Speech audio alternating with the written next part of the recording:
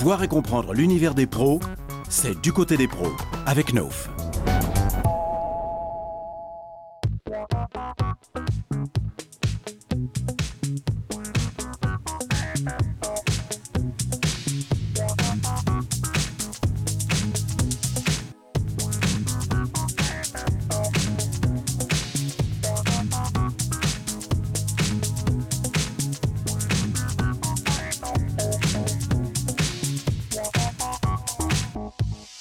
Mais c'est scientifique, le bâtiment? Mais bien sûr, tout le monde pense que c'est rien, que c'est pas le high-tech du pays. Eh ben, le bâtiment, c'est compliqué. Donc il y a des sciences du bâtiment, il y a des techniques du bâtiment, et tout cela mérite d'être étudié, d'être compris, pour améliorer, pour faire des progrès dans le bâtiment. Et j'espère que l'émission va montrer tous les progrès qu'on va faire dans le bâtiment. À quoi ressemble le monde du bâtiment en ce début du XXIe siècle?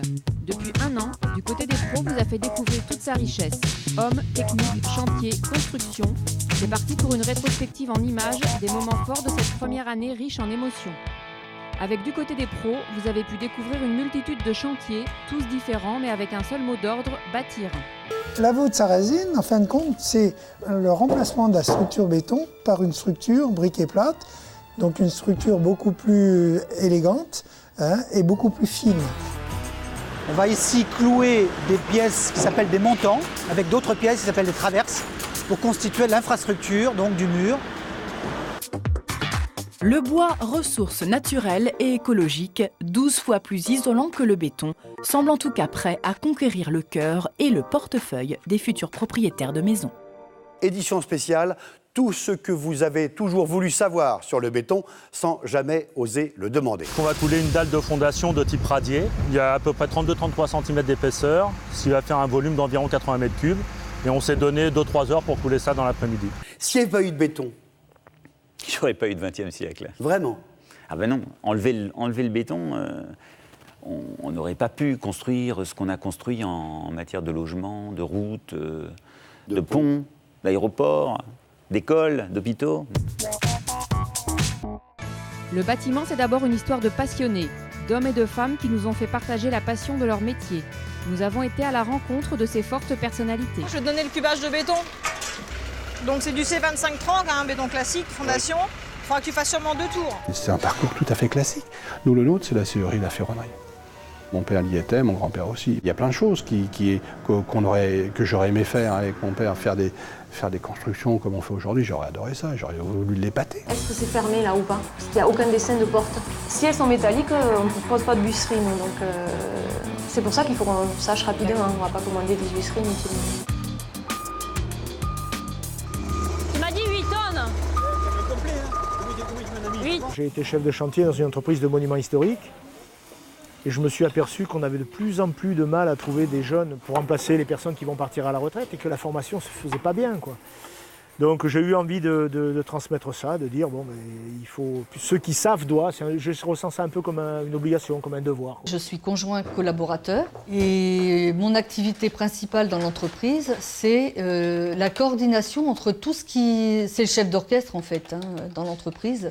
Ce que je cherche, c'est à faire à donner de l'émotion. Moi, je cherche. En fait, je cherche tout le temps, mais je ne sais pas ce que je cherche. Sur les 1,7 million de Français qui travaillent dans le bâtiment, on compte des centaines de métiers différents. L'occasion de rencontres attachantes et uniques. J'ai envie de voir un peu tout, parce que c'est vachement large la menuiserie, donc un peu toucher à tout pour après vraiment voir ce qui me plaît le plus. C'est un métier très plaisant, parce que c'est jamais la même chose, le matériel reste le même, mais bon, les applications ne sont pas les mêmes, les plans ne sont pas les mêmes. Enfin bon, chaque ouvrage est différent, a ses spécificités. Le métier de l'architecte, il va devenir de plus en plus complexe parce que le faisceau de contraintes qui s'abat sur tout le bâtiment va devenir de plus en plus important et va effectivement essayer de l'empêcher d'être créatif. Mais je leur fais confiance, ces architectes, ils seront toujours créatifs quoi qu'il arrive. J'ai choisi ce métier parce que c'était un métier de passion. On a la chance de travailler sur des ouvrages qui sont systématiquement des prototypes, c'est-à-dire que d'un chantier à un autre, on ne travaille jamais sur un même ouvrage. Je suis né dans les cailloux, de grand-père dans les cailloux, et puis bon, je trouve que c'est quand même que la nature nous donne des produits aussi merveilleux, en couleur, en texture. Je trouve ça beau, quoi. Quand vous travaillez la pierre, vous la caressez, vous la regardez, vous... Ah ben on la jauge. On la regarde, on la sent, on la sonne. C'est-à-dire qu'on prend un outil et on la sonne. un outil métallique toujours pareil pour voir s'il y a des poils, s'il y a des défauts, des failles. Et c'est en fonction de ça qu'on taille ou on taille pas. Votre métier d'architecte, c'est de faire beau et pratique. De faire juste. De faire juste. Il faut être ajusté aux gens, comme un habit est ajusté à celui qui va le porter, quoi. Voilà. Nous nous sommes efforcés de faire la part belle aux innovations qui rendent la construction plus simple, plus rapide, plus économique et plus sûre. Dans le bâtiment, il y a des nanotechnologies ? Eh bien oui. Tout le monde croit que les nanotechnologies, c'est que pour l'électronique et tout. Le bâtiment sera un des grands débouchés des nanotechnologies. Nous allons d'abord voir ce qui se passe du côté des nouveautés technologiques, avec un reportage sur un produit que nous étions d'ailleurs les premiers à vous présenter en plateau dans notre dernière émission et qui a gagné depuis le Batimat d'or de l'innovation. C'est un nouveau verre qui tue les bactéries grâce à un procédé chimique vieux comme le monde. Transformer les toits de nos immeubles en jardins. Idée farfelue, pas si sûre.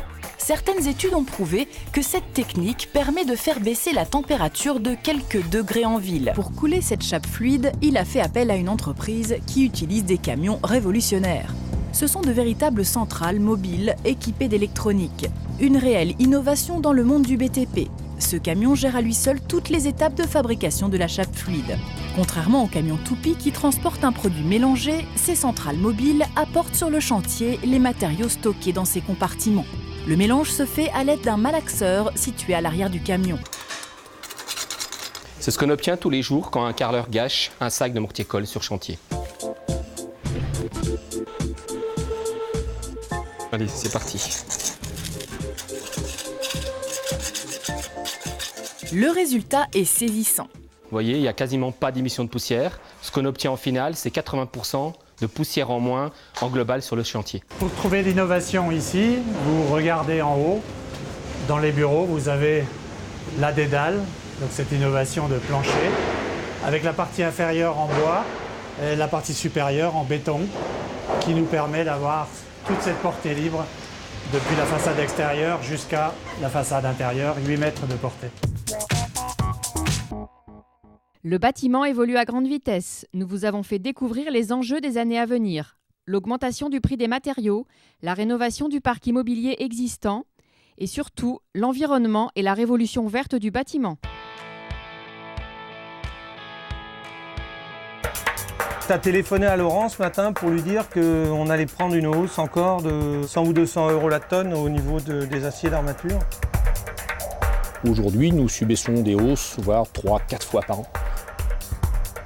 J'espère que tout ça, ça va se calmer en fait. J'aimerais que les prix se stabilisent. Aujourd'hui, nous avons 30 millions d'équivalents logements en France. Ces 30 millions d'équivalents logements, certains de ces logements ont été construits il y a plusieurs siècles, d'autres ont été construits relativement récemment. Il va falloir diviser par 4 les émissions de gaz à effet de serre d'ici une quarantaine d'années. Le facteur 4. Le facteur 4, le plan climat. Et pour ce faire, il va falloir construire beaucoup plus performant, mais aussi rénover ce parc. L'isolation par l'extérieur, une technique largement utilisée par nos voisins européens, mais qui a encore du mal à percer en France. Le procédé présente pourtant de nombreux avantages. Au lieu d'isoler par l'intérieur, le bâti est recouvert d'un manteau de protection thermique et hygrométrique à forte performance énergétique. La construction de la faculté des sciences de Jussieu a débuté en 1958. En raison de la présence d'amiante et l'évolution des normes de sécurité, il fut décidé en 1996 de rénover complètement les bâtiments. C'est vraisemblablement le plus gros chantier de désamiantage-réhabilitation en Europe actuellement. Et je tombe sur une pépite. Véritablement une pépite en bois, mais une pépite, c'est-à-dire un bâtiment totalement isolé en cœur d'îlot, donc non visible de la rue, abandonné dans l'état dans lequel il avait été laissé depuis plusieurs dizaines d'années, probablement construit il y a 200 ou 300 ans. Il n'y avait plus qu'à le faire revivre. La question centrale à l'heure actuelle, c'est quoi ? C'est de faire en sorte que nos villes, nos bâtiments soient compatibles avec les contraintes environnementales de la planète. Donc le mouvement, la démarche HQE, c'est la démarche qui permet de rendre compatible le bâtiment. C'est la réconciliation entre le fait de construire et le fait d'être correct vis-à-vis de la planète.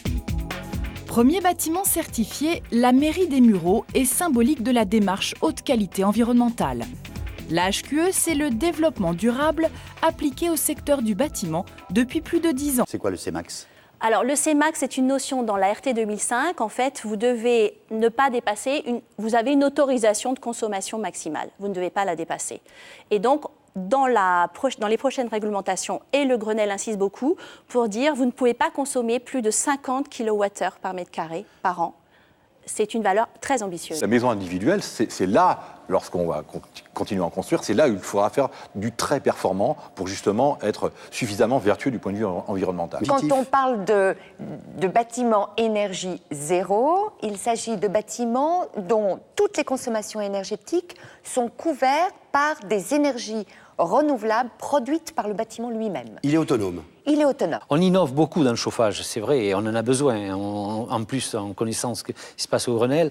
Mais par contre, il faudrait que de plus en plus de professionnels se tournent vers l'innovation, se tournent vers ces nouvelles technologies qui sont les pompes à chaleur, les techniques du solaire. Nous ne pouvons plus, en France, continuer à consommer de l'énergie et à émettre du CO2 comme on l'a fait par le passé.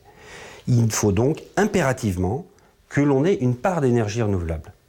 Cette part d'énergie renouvelable, elle ne suffira pas sur le bâtiment. Il faudra lui faire de l'appoint. Nous serons donc en multi-énergie. Chaque année en France, le secteur du bâtiment produit 310 millions de tonnes de déchets, soit environ 5 tonnes par habitant et par an. C'est 10 fois plus que les ordures ménagères. La réglementation est claire, le producteur de déchets est responsable de leur élimination. C'est grâce au bâtiment qu'on va pouvoir peut-être arriver à résoudre notre problème d'énergie. Donc le bâtiment, c'est la meilleure réserve des progrès en matière d'efficacité énergétique. Voilà, c'était la première saison de Du côté des pros. Nous sommes allés à la rencontre de 25 invités plateau et d'une centaine d'intervenants. Un grand merci aux fédérations qui nous ont apporté leur aide tout au long de l'année. Rendez-vous donc pour une nouvelle saison pleine de surprises, de rencontres et de découvertes.